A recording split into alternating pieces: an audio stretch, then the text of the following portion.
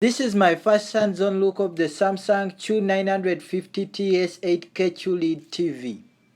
What's up everyone, my name is Alvin and if you're someone who is interested in videos about trending tech and gaming, start now by clicking the subscription button so that you don't miss out any info. And with that said, let's dive right into it. Now, if you're someone who just can't help but hate the millimeter thick plastic edges of your TV, you just dig the design of the Samsung Q950TS that shaves the bezels down to its bare minimum. I mean, the total screen is filled with 1% of thin plastic, which is quite amazing, and this leaves 99% of the screen reserved for content viewing.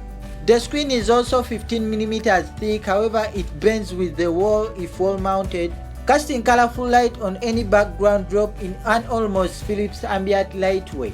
Turning the TV around, you'll see the woofers around the back, side firing speakers in the mesh grille, and two additional speakers at the top of the screen.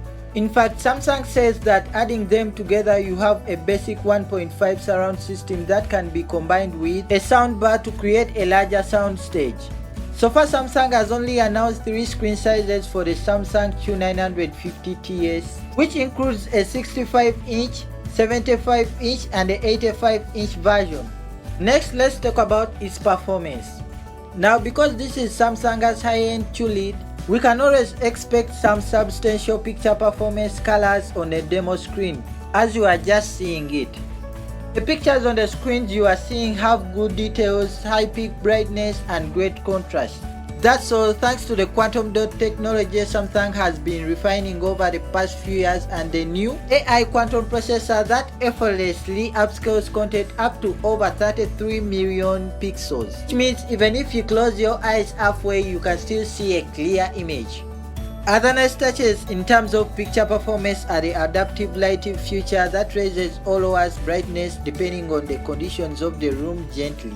It means you won't have glares on your screen or even straining your eyes to see the pictures. Also, the return of TV Plus on Tizen that offers free internet TV stations has made it look quite more interesting.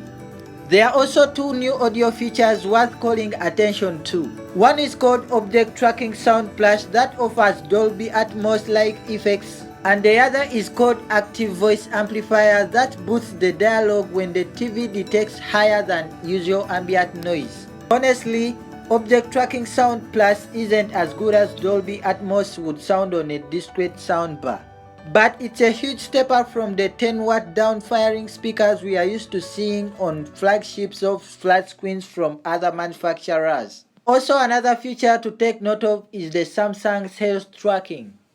Yes, it's not worth dwelling on, but it's worth noting that the Samsung Q950TS will be the first Samsung TV to integrate with Samsung Health, allowing you to track key wellness metrics to help you manage your personal health by sharing information from your Samsung smartphone to your TV.